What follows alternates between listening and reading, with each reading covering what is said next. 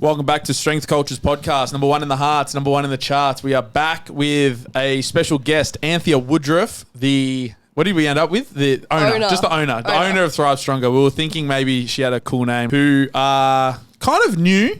Has it been 12 months?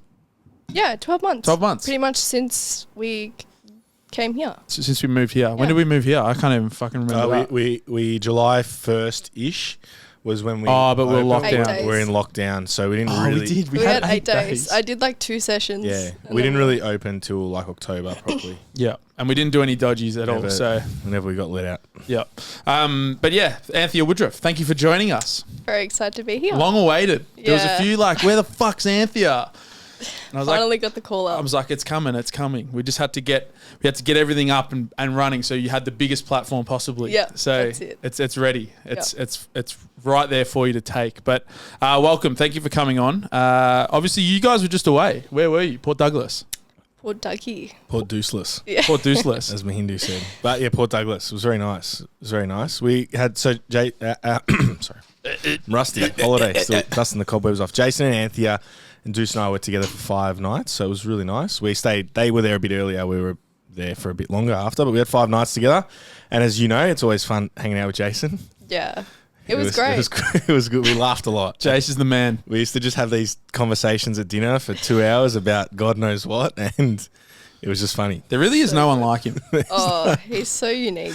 I remember the last day I was feeling Wednesday. I thought it'd be, I don't know, sometimes on holidays you have these periods where I find you're doing nothing. So you got a lot of time with your thoughts. I was feeling a bit flat, and we went out to dinner with Jason and we just laughed for 2 hours straight. Left there feeling mad. So feeling A-OK. It was good. Our last dinner was like proper. We got there. It was a really nice restaurant, and Jason was like, "We're all getting shots," and we asked for Fireball, and the owner looked at us like he was like, "No, we don't have that here." We don't do that. Jason and I wanted tequila, but the girls were not on tequila. So, and what did he say? He was like, "Yeah, it's a bit of a fuck drink, isn't it?" And the owner kind of just looked at him like, "We don't talk like that." Yeah, like who are you? We don't talk like that. We don't deal with your kind here. Jason's like, yeah, whatever. So did you get shots? Yeah, we got shots. What'd you have? Vodka. We had tequila. Me and Jason and I had tequila. I think Deuce had tequila too. And then you just had vodka. I have like PTSD. The tequila was really nice. I woke up in my own vomit 2 years ago. All right, mad.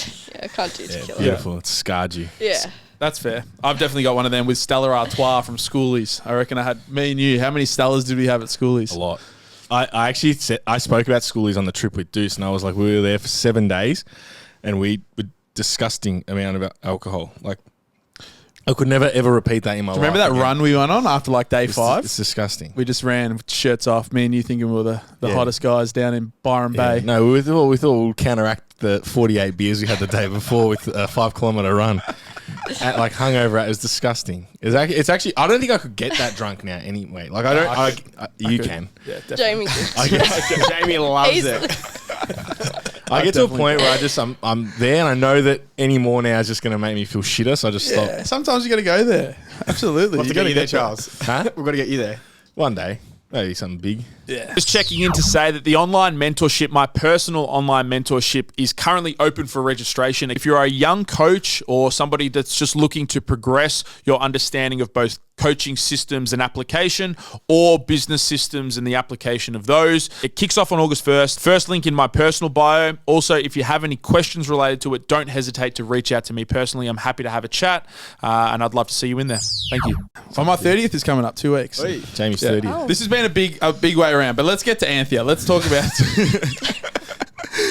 So you had a good holiday. Yeah, and you made a post saying that I think this is probably either the day you got back or just maybe you were still up there, but you were saying you were struggling with some burnout feelings and you needed a mental break. Yeah. Do you want to talk us through what was going on there? So for the last few months, I've been probably having a pretty tough time mentally, and I don't think I actually realised that it was burnout until I was away, and I had that time to reflect. So just lots of feelings of, I don't know, anxiety, sadness, just not feeling motivated to do the usual things that I was really motivated for, like training, work even.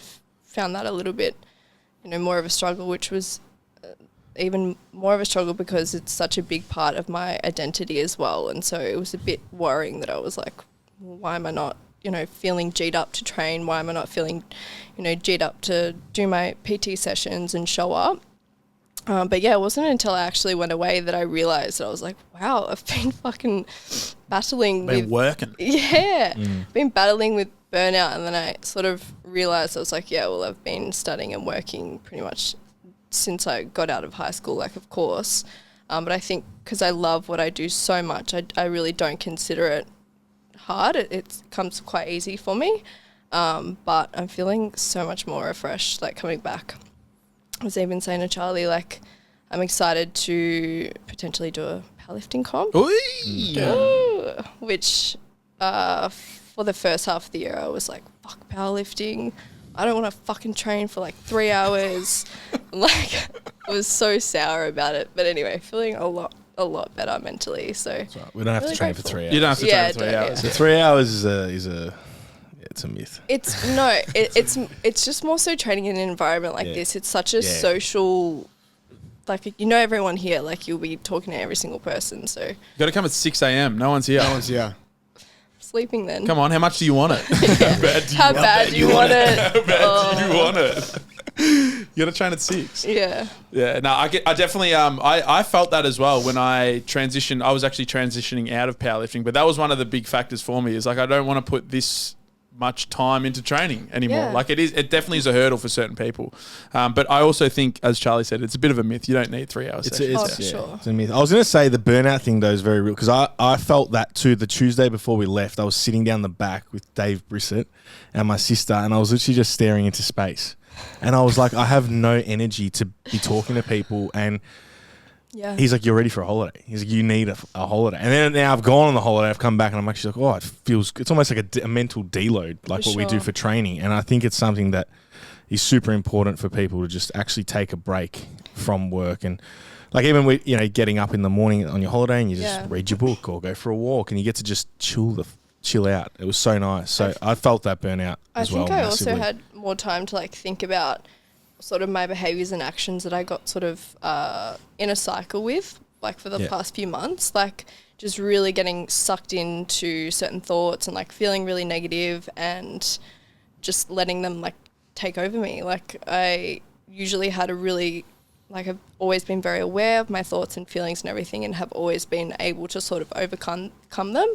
And it was just a little bit more worrying that I was trying to do that, but I just didn't get anywhere. I just fucking need a holiday. Really. Absolutely. So you're feeling better? Yeah, feeling a lot better. Nice. And do you think you'll be stepping on the platform this year maybe? Yeah, we'll see. That was one of the questions. We did actually get that. We put a little Q&A box. Thank you for the people that jumped in. But somebody did say, are we going to see... It might have actually been Mona. Are we going to see Anthea on... It's going to be hard this year, though, because... Is that Ballarat? We've got the Ballarat comp. Yeah, I don't know when that's coming out. I need to find out because that's what I've got to do to do nationals. But there's actually very few comps left for the year that are available. Yeah, there will be more. There 100% There's going to be more before nationals. Now that we're taking a few girls into comp this year, myself and Mona, which is really exciting. So it'll also be about finding a comp that we're not coaching at. Yeah, for sure. Well, let's talk about Thrive Stronger. So 12 months, obviously, since we got here, but you've been working before then. You just sort of rebranded away from your just name and brought on an employee, Mona. Shouts out Mona. Shouts out to Mona. The GOAT. Yeah. Yeah. Sweetest little freaking angel. Goat. So, yeah, I've been coaching since like 2019, I think. I did a PT course as soon as I finished school. How'd you go with that? Yeah, it was interesting. Big inhale. Yeah. Yeah, my teachers were really old school. I was grateful. I think at that time maybe I was like having a look at coaching with Jace and you were in my DMs saying, St. Stupus, you got to get on board with coaching. Yeah, I just started with Jace, with Hustler. I was actually Jace's first online client. For everyone that... There's a photo of me and Jace sitting in Bali. Speaking of holidays with Jason, that was a fun one with Jason.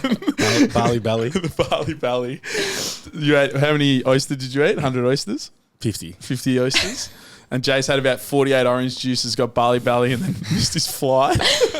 No, but then the best thing was that he finally got better, and then You ate the I ate chicken. a raw chicken sandwich. He ate a raw chicken, and he was like, he sent a video on the group chat and was like, "Do you reckon this is raw, guys?" And we're like, "Man, you've just started feeling better. If you're questioning it, don't eat it." Yeah. And then like 12 hours later, I feel like with barley, the food's that cheap anyway. It's like you just if you got question marks, you just don't eat it. You just leave it. just move Let's on. get something else. Yeah. But yeah, I was that was at that trip. I started with Jace, and we're shaking hands in front of like some shop wearing bloody Hawaiian shirts, being like Hustler's first client. So Yeah. that's where it was. So yeah, maybe because I think you came to one of our seminars as well. Yeah. You used to come to the seminars. Yeah, Yep. that was how I got to know you guys. I'm sure I just found you on social media.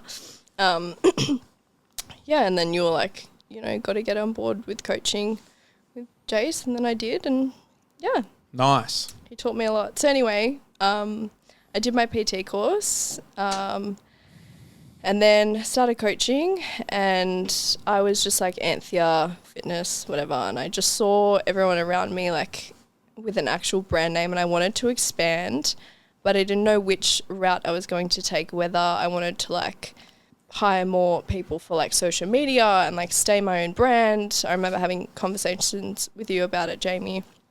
I didn't know which way I wanted to go, but I had seen a lot of people in the industry succeed a lot from like, building a team and getting more coaches on board. And I had known Mona for a few years through uni and working together as well, and it was just like a no-brainer. So yeah, I got her on board a year ago, and Been thriving ever yeah, I've been since. thriving ever since. Been thriving. And you've just started an app? Yeah, so that's our like subscription-based sort of training, because we've got like a pretty big wait list, so we're just working to service that. I've been looking to scale for quite a while, but I really didn't want to sacrifice the quality.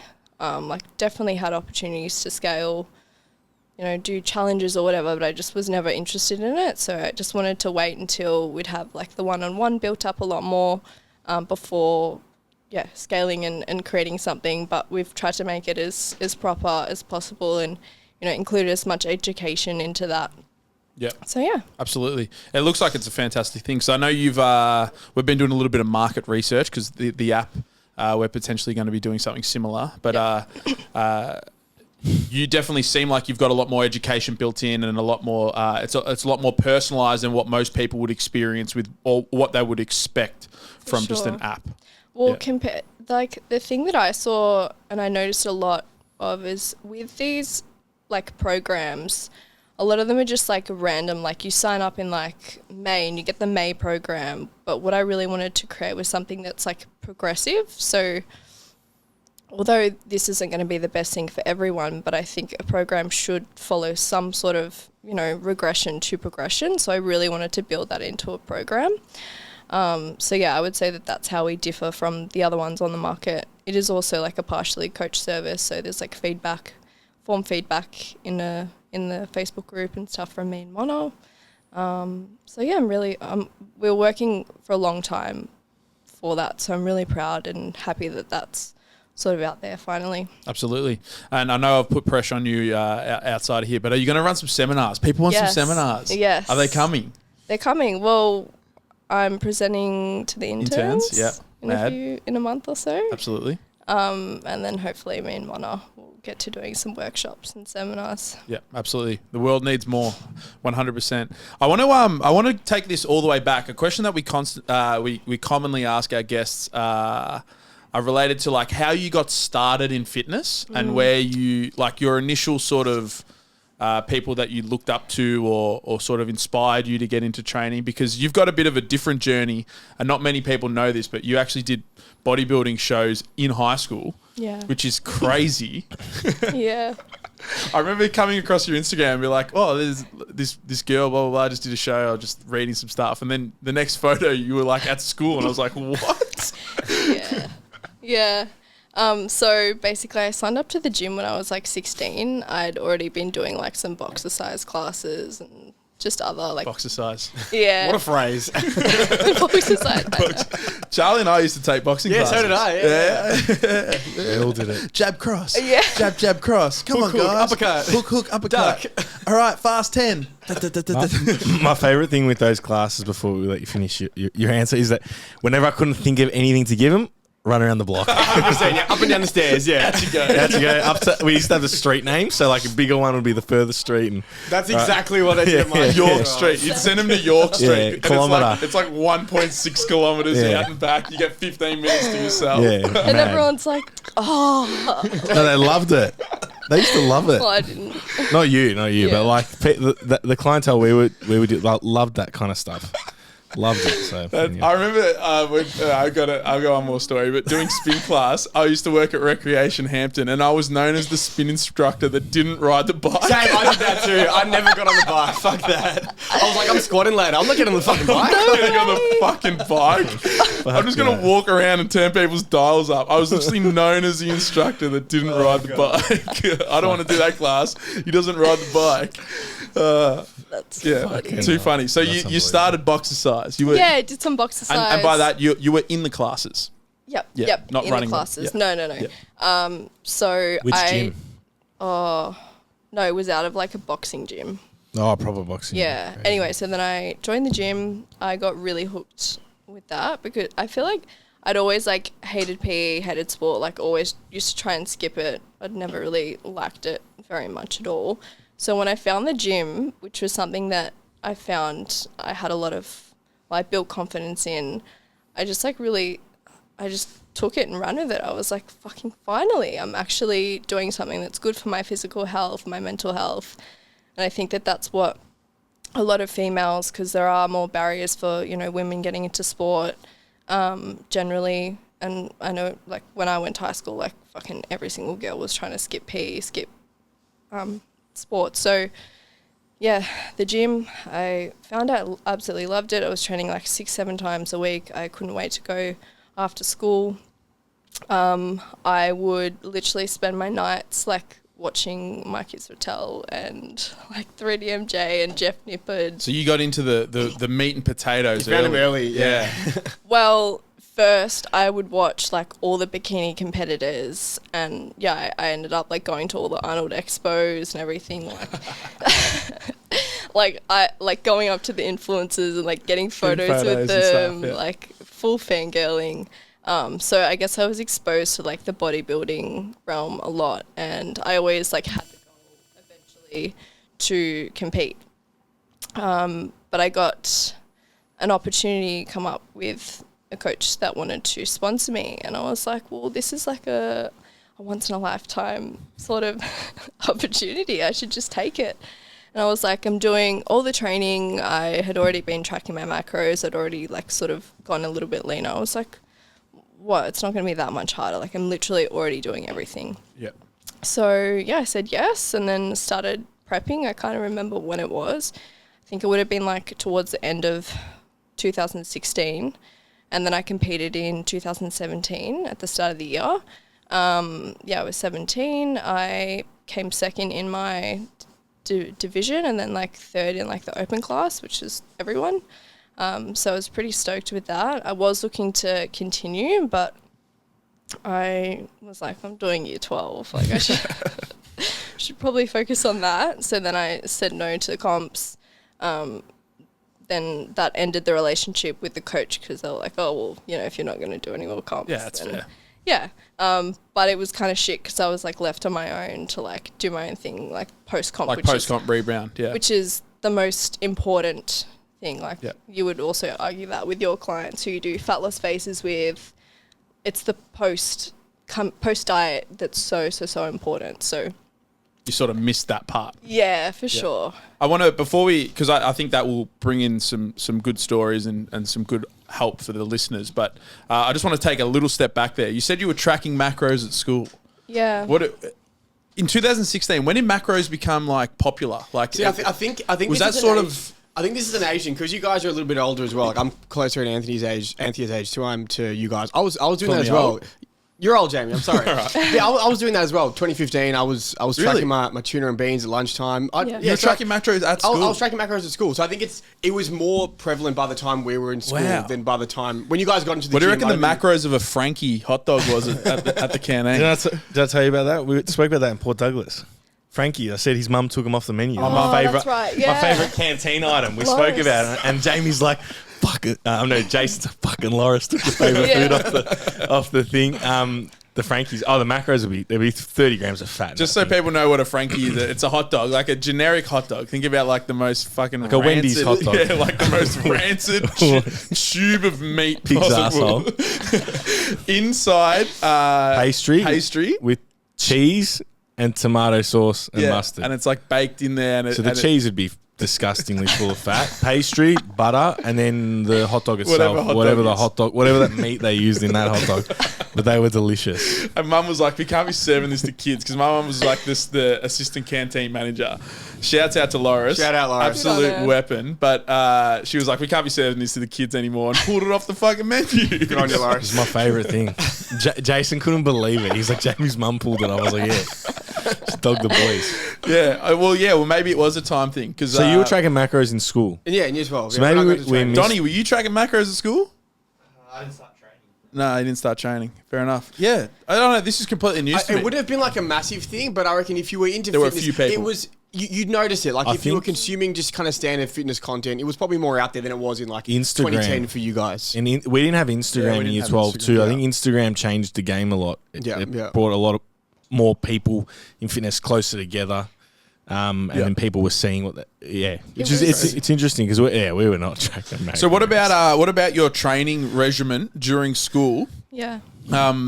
Especially in like the last few periods of the or last few months of your comp prep, how did you go with being in an aggressive diet at school? Obviously, you stopped for year 12, but how was that, managing all of that together? So it was more so like socially that I think I really restricted myself, and like in year 12 as well, like there was so many 18ths and, you know, fun new experiences, like things that the teachers put on, and I would just like simply just sit out and just like not eat the food, I just wouldn't participate because I was like fucking prepping. But I pretty much didn't tell like anyone. I told like my closest friends. And after I competed on the Sunday, I came to school. All tanned up. Really. Did you have a party on the weekend? Yeah. You're like gaunt, like, yeah.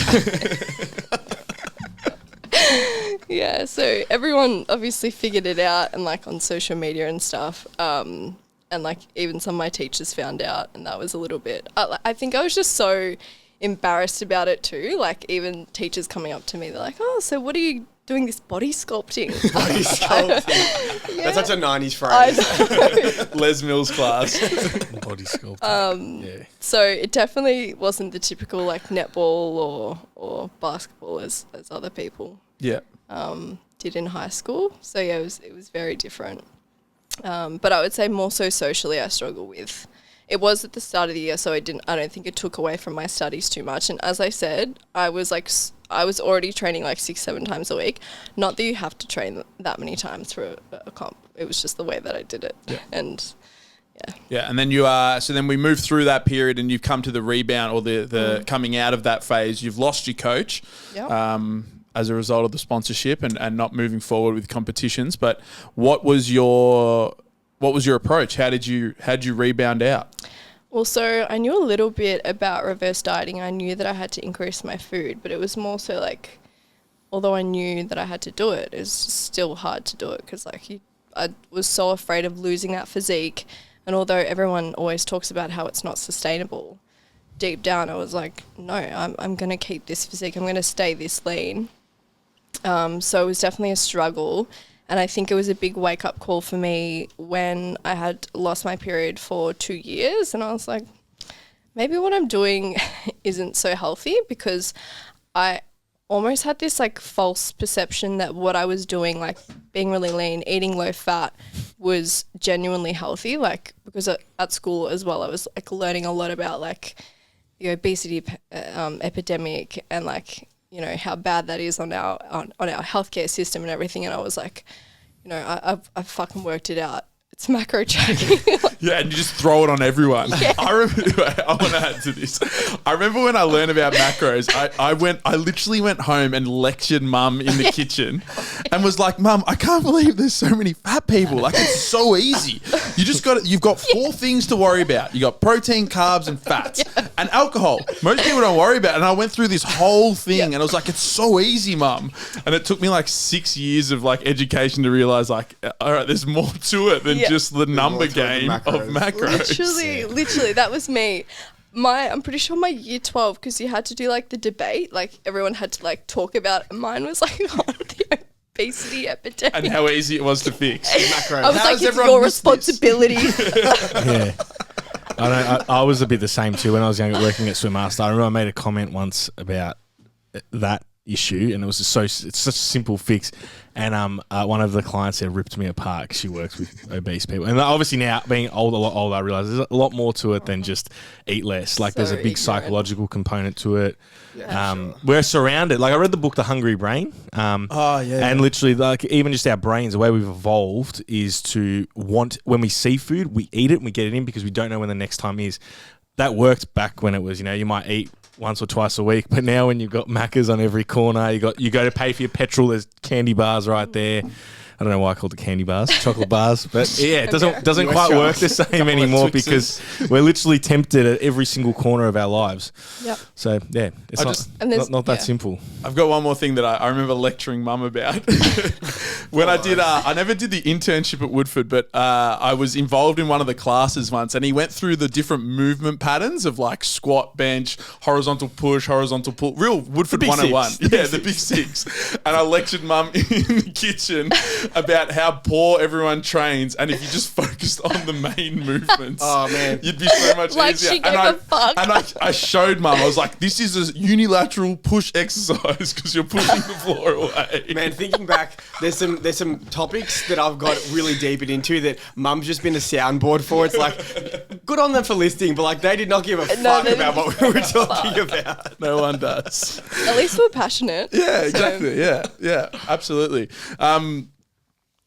Yeah, so you learnt macro tracking. You've lectured your classmates. You've told them that they're wrong and it's an easy fix. Yeah. Yeah, and someone somehow just overlooked this big chunk of the understanding. Yeah. It's maths. It's maths. It's simple. Maths. It's way lost in maths. But you spoke about losing your period, which is something that we spoke not directly with, but we sort of similar topic about the health, and a lot of people misrepresent that health and performance, whether it's performance you can see like your body composition change and like bodybuilding or body sculpting, to use the correct term, but even like performance in like powerlifting, that's not inherently healthy. Yeah, you're exercising, but it doesn't completely can't walk up a flight of stairs. Yeah, it doesn't completely. I used match. to think that with the bodybuilding too. Like when I first got into it, I look at these guys, I'm like, oh my God, this is the epitome of what you want to be like and what you want to look like.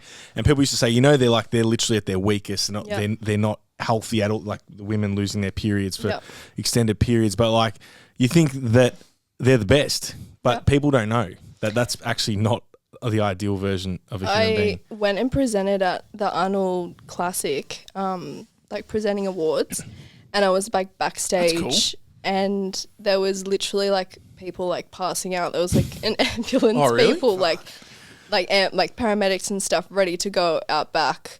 And I remember like, I think it was maybe Rolly Winkler. He came second, and like this is like the best of the best as well. And he came off stage and he was like angry. He was like pissed, and I was like, "Fuck, this is a sad sport." I guess that's what it would be like in most sports if you come second. Yeah. But still, I realized, I was like, wow, this is like so glamorized. Like they get on stage, it looks beautiful, but I was literally backstage seeing everything, and I was like, this is bad. Yeah.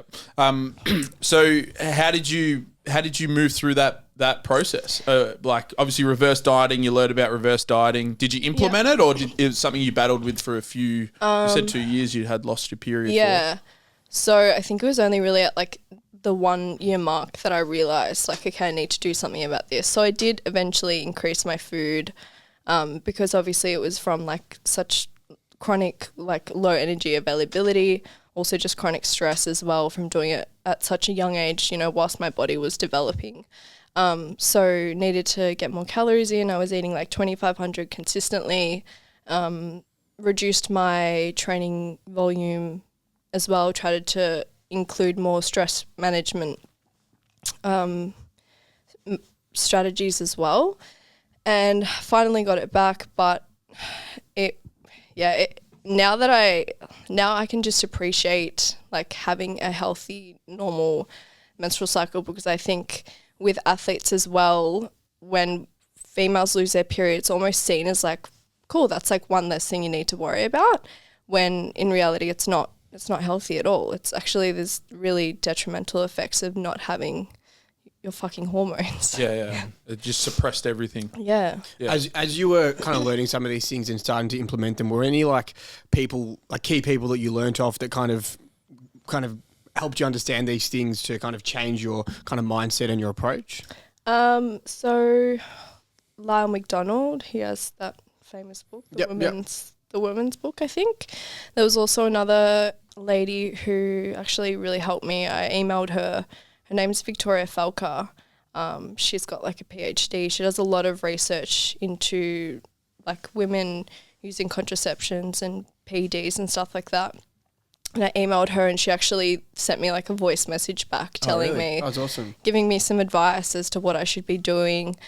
So that was really, really helpful. I'm really grateful for that, because I just from like fucking Canada or America or something. It's always good when someone gives you like a more than you'd expect, like time of the day sort of things. For sure, because I was going to the doctors and they were just saying like, don't worry, like you'll get it back, or you can either go on the pill, which I knew that was just a fix. Band-Aid. Yeah, just a Band-Aid. So yeah, very grateful for the people that, you know, gave me the time of day and helped me out. Yep.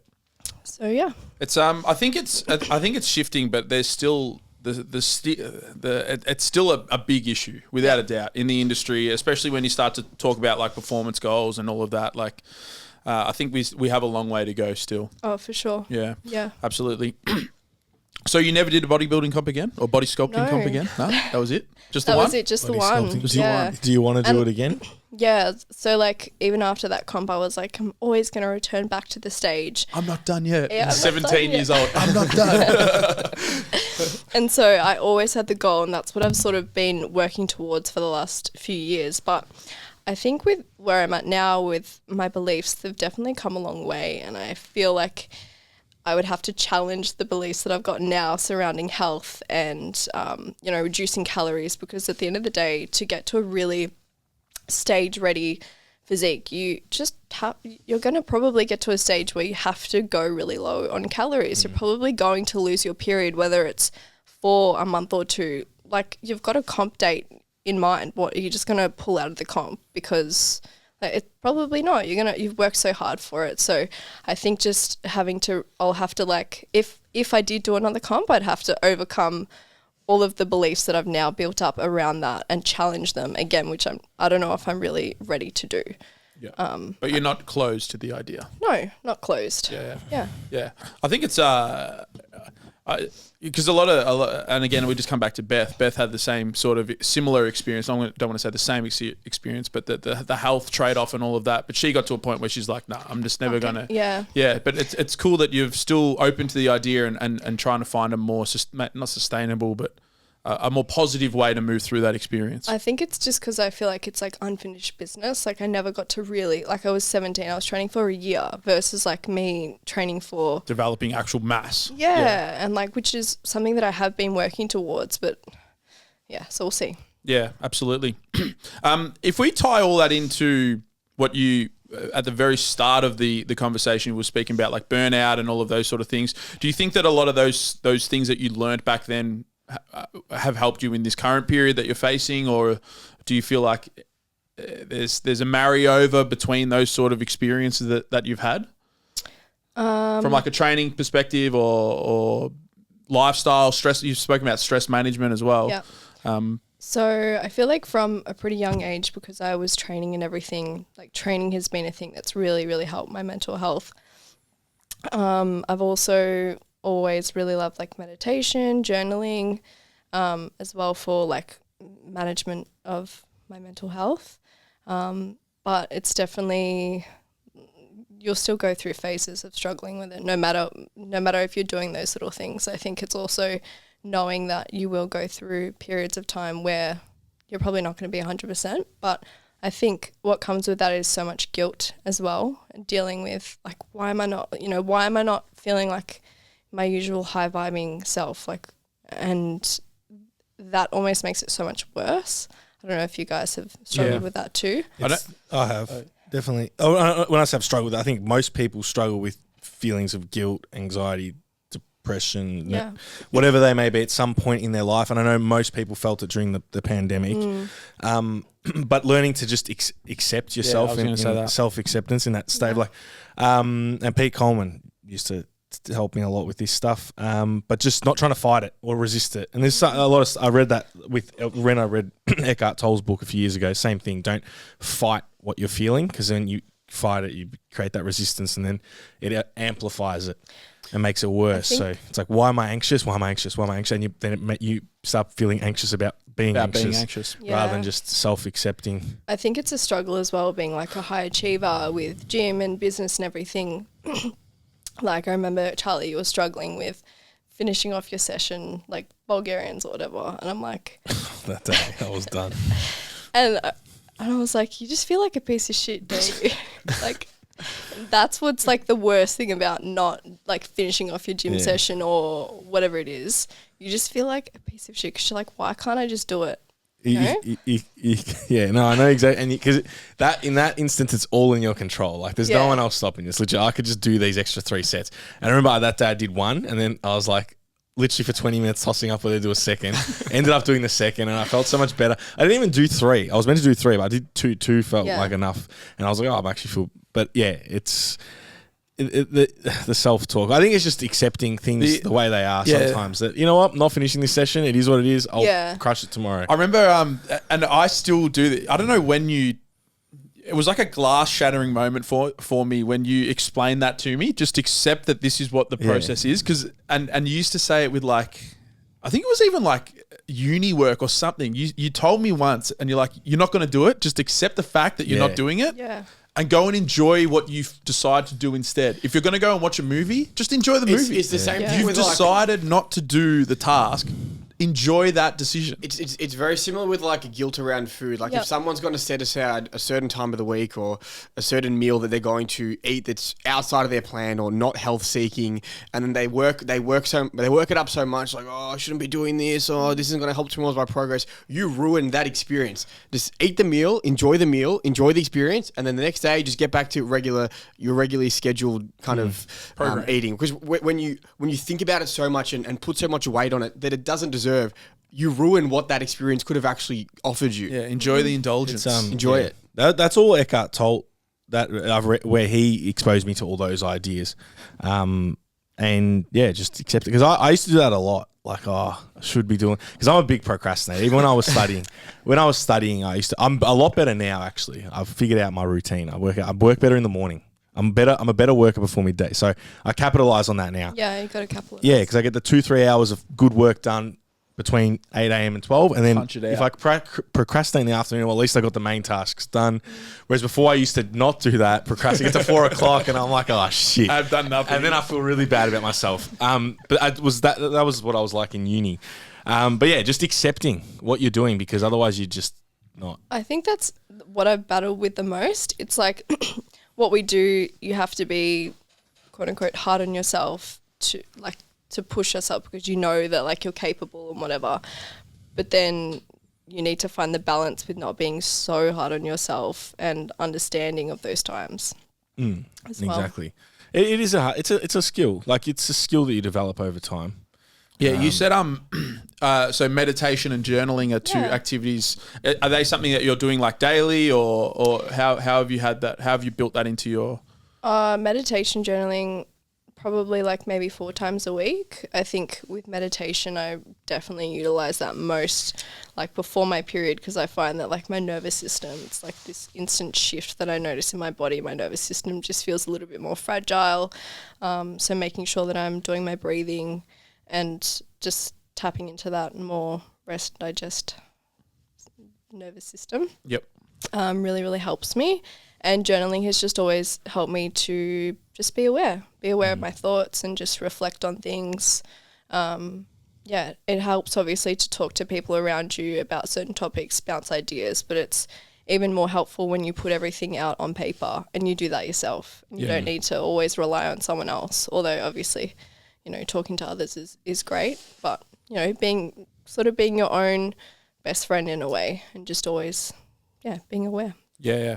I think self-awareness practices in general, I think are going to help most things. I've spoken about this from like a business perspective, but until you start to learn to analyze what's actually going on and why you're reacting in certain ways, and when you feel good, like you've identified the mornings are better for you, like finding those little strategies and those little things that they add up. And when you can start to build systems and frameworks that allow you to succeed and move forward with. One thing that's helped me recently is starting to look at things is like the abundance mindset and the scarcity mindset, because like, for example, like I've come back from holiday, all in one day estate, dropped a few clients. Bang. It happens. We all go through the cull. Didier went through it. Purge, cull. But I wasn't... Bloodbath. The way I look at it now is I don't look at it as like, oh, damn, like I lost client, my numbers are down, because that's that scarcity mindset. Whereas I look at it and go, well, 3 dropped off, I'm going to bring 5 more in. Yep. And you start looking, and you automatic... For me, anyway, I feel better about it because I'm not losing. There's an opportunity now to like bring more in, and there is so many people out there that would love to work with us. Yep. How do we get those people in now? And then I don't know. It's something that's is focusing on the abundance of the opportunities we have, not the scarcity of where you're lacking. Yeah. Without tooting my own horn, I think this is something that comes quite natural. Here comes a horn toot. Here we go. I do play the trumpets. I don't think it's something that I've just like. I honestly don't think I've put, because it's dead set. I don't think I've put work in developing this skill. I think it's just something that's come natural to me. So it's not me. It's just I was gifted with this. I think I'm good in those moments of just letting things wash over me and know that this will pass. Like, you lose a client, you lose another client, you lose another client. Like, fuck. Like, and I think it's easy in those moments to kind of freak out. And obviously, we're using the example of that, but it's the same way with a client where they're trying to lose weight, but their body weight is out of nowhere goes up. You just got to take a big breath and know that this will pass. This will bust. Focus on the good things you're doing. Focusing on the good clients you're working with. Focus on how far you've come. And I think it's always, in any scenario, the way to look at things, for sure. Just jumping in to let you know, we are available for online coaching. If you're looking to get more out of your training, we'd love to get you on board. DM any of the coaches on Instagram or head to the first link in our bio. Cheers. It makes you propel further by doing so, because you attract more of that, and 100%. You'll be looking for evidence of the abundance 100%. Rather than the lack. Yeah, it's all self-fulfilling and self-building. That wasn't too big a horn toot. That was good. I don't think you needed to preface that was the one. You know when people say like, I'm not a racist, but it's like, as soon as you're saying that, it's like that's all. I'm not. Yeah. Just wait. I'll brew up something better next time. Whatever you're just like, oh, that's like, no offense, but you suck. Yeah, no offense, but no offense. That's another big that's one. It, yeah, that's another massive one. So what's next? What have you got plans? Obviously, you're moving the business, you're growing the business, the powerlifting thing. But do you have any other big goals that you're trying to push towards, whether it's business or training or anything related? I feel like in the next 6 to 12 months, finishing uni finally. Are you still at uni? Still at uni. I didn't know that. Yeah. Oh wow. Yeah. So just finishing. How much have you got left? That you always say that you have an assignment done. I never jerried that you're still at uni. I was just like, I should got just doing assignments. Yeah, just doing for fun, upskilling assignments. I did not know you were still at uni. I'm still at uni. Holy shit! How much have you got left? I've got like 4 units, so that's probably going to take me to like start or like mid of 2028. Literally 2 units a semester. I'm doing 2 units, but I do summer. Oh yeah, because I had to sign your papers. Yeah. Yeah. Shit. You're still at uni. Yeah, I'm still Holy at shit. uni. Yeah. Wow. But it gives me hope though. Like, I know that you, Laura, you guys did part-time. Yeah, Laura's still studying. Yeah. Yeah. She's on the long route for uni completion too, but she's getting it done. Yeah. Yeah, it gives me hope though. Uni too. Yeah, man. Yeah. Jesus Christ, man. She does the classic uni setup though, where you just leave 10 weeks of work. So 2 weeks. You read the these are the notes. topics in the assignments and the blah blah blah, and then you go back and find the areas you need to learn. Efficient. You don't even look at the other shit. To be honest, that's what I'm doing. Yeah, that's the Yeah. classic uni strategy. Yeah, I think that's yeah. what I did. Yeah. And then I figured out, because I don't know, Deacon did this weird thing where it's like you needed 50% overall to pass. It's like, oh man, I only need like 12 out of 50 on the exam to pass. So you just Minimum get- effort operator. yeah. I always put my grades into the grade calculator. I'm like, how low can I? How bad can I go on this next one? Real fragility mindset. We're just Yeah, talking about scarcity. abundance and Nah. like, Uni, it's like nah. Uni's all scarcity. I need one extra mark. Where's the one mark coming from? Yeah. So yeah. So finish uni. I think that's a good goal. Yeah. Yeah. I think that'll just free up my time and my mindset as well. Because I just feel like it's just like a dark cloud. It's a dark cloud. If it helps, I didn't finish my degree until I was 24 either, because well, we started in other degrees, commerce, you were in business or whatever. Did you go straight into sports science? I did my PT course. Yep. And then I went to sports science. Yep. Yeah, so finish uni, hopefully continue to expand the team as well. Fuck yeah.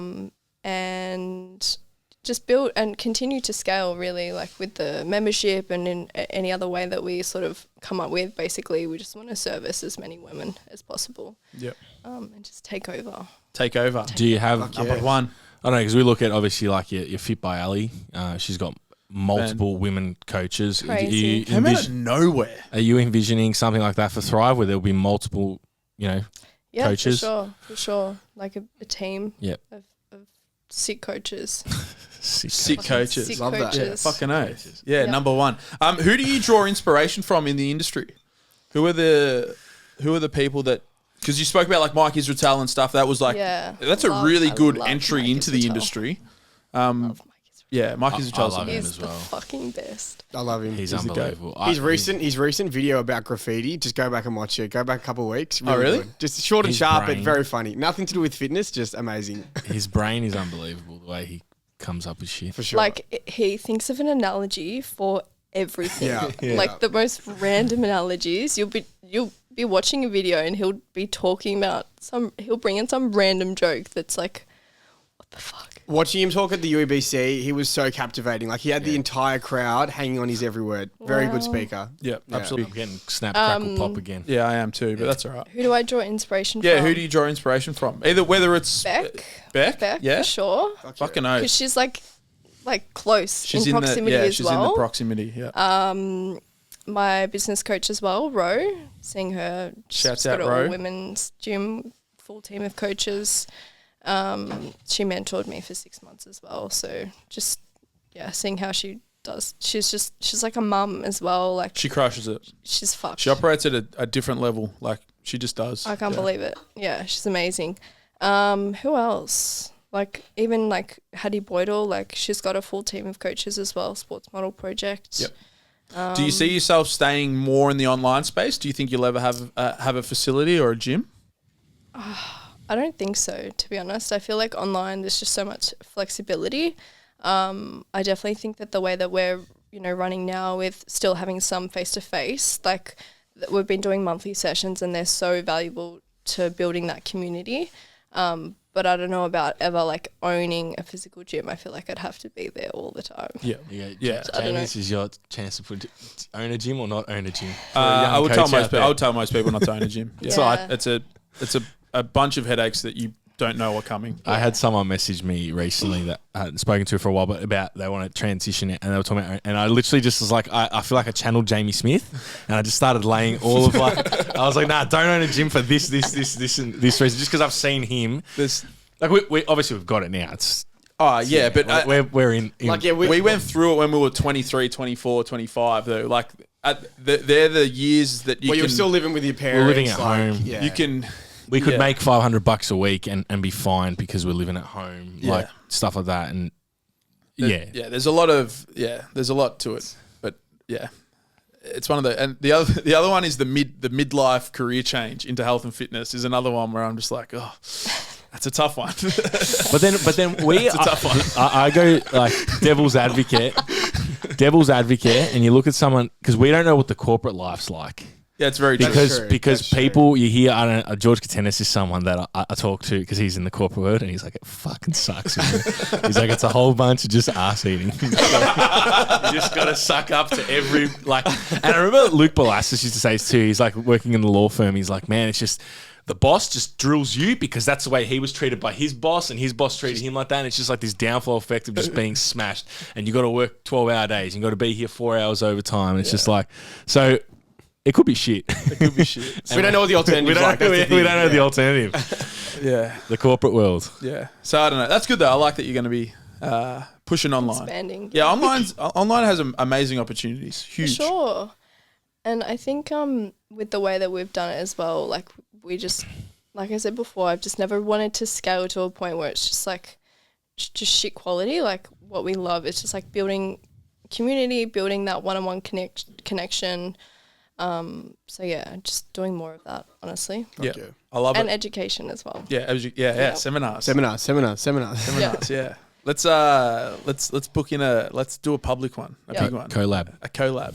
Collab. A collab. Yeah, Collab. fucking oath. All right, well, I've got is there anything else you want to chat about? No? I don't think so. Any other questions, boys? Oh yeah. We could talk about like training. Yeah. Hard.